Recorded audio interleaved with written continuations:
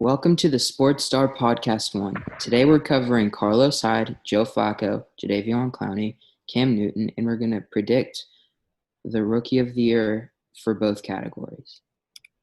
Remember, we are a new channel, so please like, subscribe, and turn on the post notifications.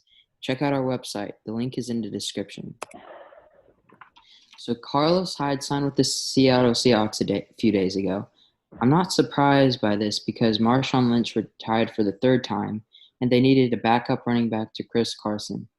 He might even take over for him. He's a 29-year-old running back, so what do you guys think about him? Personally, I think this is a great pickup for the Seahawks. They needed depth at the running back position. And like Chris Carson, now his fantasy predictions went from just about second-round pick to fourth, fifth rounders. Like, that guy dropped a lot. And I think Carlos Hyde now is a solid, maybe late second round, early third round fantasy pick. But for the Seahawks, I think this is a great pickup. Okay, I think that now that I would already have stayed away in smaller leagues from Carlos Hyde. Chris Carson. I would have already stayed away from him in smaller leagues and then not drafted him until later in the bigger leagues. But now that he has three running backs that he's possibly going to split time with, I'm not drafting him at all. Just because I think he already is having limited production because he might have limited production because of his hip injury. But that plus this, I think is just going to equal that. I think this is going to be good. So, and then he's also third string on the depth chart now, so I don't think that's a good idea for him. But, yeah.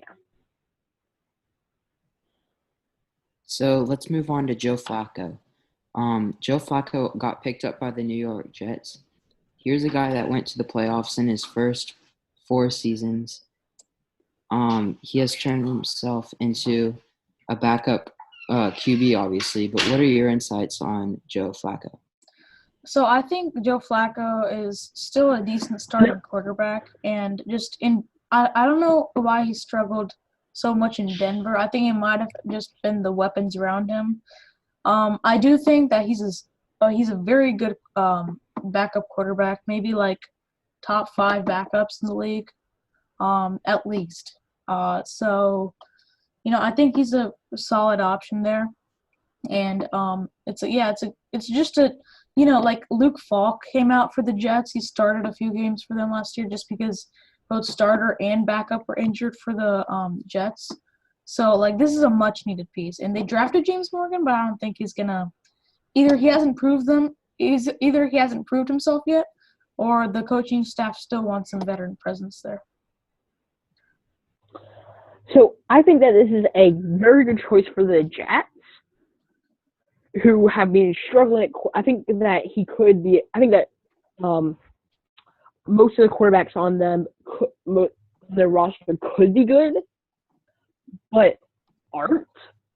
Joe Flacco has fallen off recently, and whether that's been for the weapons or for his play or what, it's just his play has fallen off. Whether it's been from his weapons or what, but it's fallen off completely. But I still think that if a perfect storm comes, he can get his team to the playoffs and maybe get him to the Super Bowl if everything breaks right. So I feel like one of the two third and fourth string. I think one of them is going to get cut for sure, and then maybe another one. I don't know who their two names are, but one of them is getting cut for sure. I personally think that Sam Darnold, Joe Flacco are locked in as first and second string, and then they're probably going to keep a third string quarterback just because they drafted him this year, James Morgan. Yes, I agree. He's in the 5th or 6th round. I don't know who's drafted one of those two, but which one? I think it was it was like 5th or 6th round. I think Joe Folk is a total bust so far. Luke Falk, yeah. Yeah, Luke Falk. Is he even on the team anymore? I don't know. I think they cut him. I don't think he is. Yeah, I think they cut him. All right, so let's move on to Jadeveon Clowney.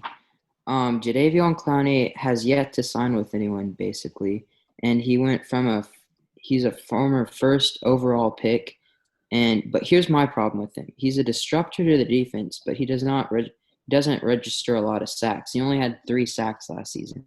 What do you guys think? First, disruptor to the offense. Offense. Yeah.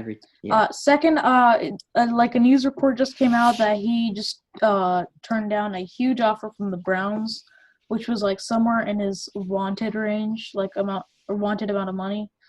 So I think the Browns, after him turning down a huge contract, it's definitely out of the picture for them. And he's not going to sign with Cleveland, but it's basically down to the Titans and the Seahawks now. I think that he's a great player, but his asking price is a little too much. If it comes down to the 14, 15 range, I think one of the two teams will pounce.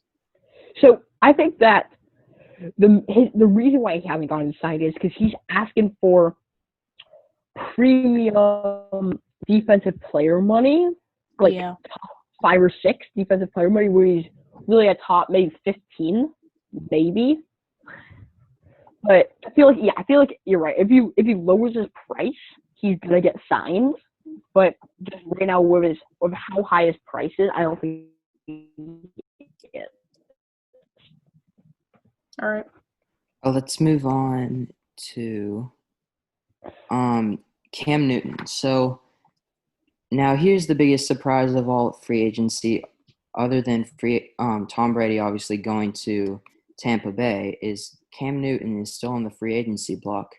As you know, there are some other teams that might be a better fit than Tennessee, but I think he'd fit well there. If you think about it, he does play like Ryan Tannehill.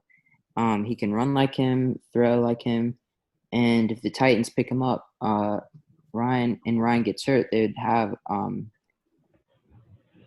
wouldn't have to change much in their offense. What do you guys think? Personally, I think the Titans, the Ravens, and the Cardinals don't make sense unless he's willing to play backup, which I doubt. The Rams could be the only team that I think he could come in and still make a case that he's really good, like he's worthy of the starting job. And especially the Ravens, because they have RG3 right behind Lamar, who plays identical to him. So I really doubt that, but I think the biggest problem with Cam is that from his MVP season to now, his health has just been a huge factor. And that's why the Panthers cut him. That's why I think he's worthy of maybe a 5-year contract, or 1 year, $5 million contract, but probably nothing more than that. What do you think, Sports Reporter 3? So I think that the perfect fit for him would be the Rams, because I can see some similarities to his game, to Jared Goff's game. Like they're both mobile, but I feel like they're both mobile enough to make it work. I think that the Rams would be a perfect fit for him, because Jared Goff has proved to be at best a good quarterback, but at worst a very, very bad quarterback.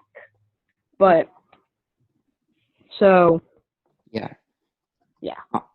So let's predict the Rookie of the Year for both categories with Chase Young and Joe Burrow in the picture.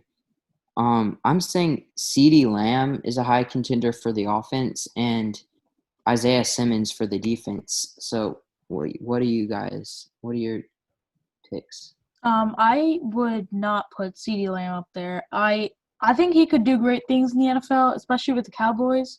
But rookie season, I don't think so. They paid Amari Cooper $100 million. They paid they have Michael Gallup there. So I think it's not going to be CeeDee Lamb, but I do think it might be a running back. I still think it's going to be a wide receiver, though. because I don't my- see Tua or Herbert playing the whole season.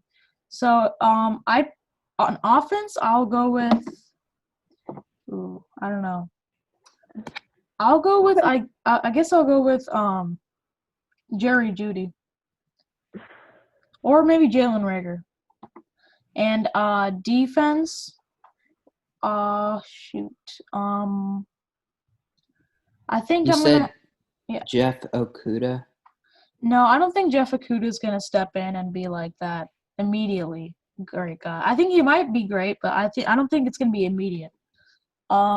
It might, in my opinion, it's probably gonna be Isaiah Simmons. All right. So I think my far away pick for Offensive Player of the Year is personally what's his name? Why am I having a brain freeze? Joe Burrow. Yeah. But my dark horse pick is Clyde Edwards-Helaire. Yeah. Because I feel like he is the one thing that on offense at least that the Chiefs need to pick up this year to have a great season. I need to have it to repeat as the one thing that they didn't have that's the one really good thing that they didn't have last year. So yeah. One thing I think that could happen that's like a really dark horse is maybe Michael Pittman from the Colts. Because if T.Y. Hilton can't stay healthy another year, then he's going to be that number one wide receiver. Of course, we are a new channel, so remember to like, subscribe, and turn on the post notifications, and check out our website. Again, it will be in the description. Thank you.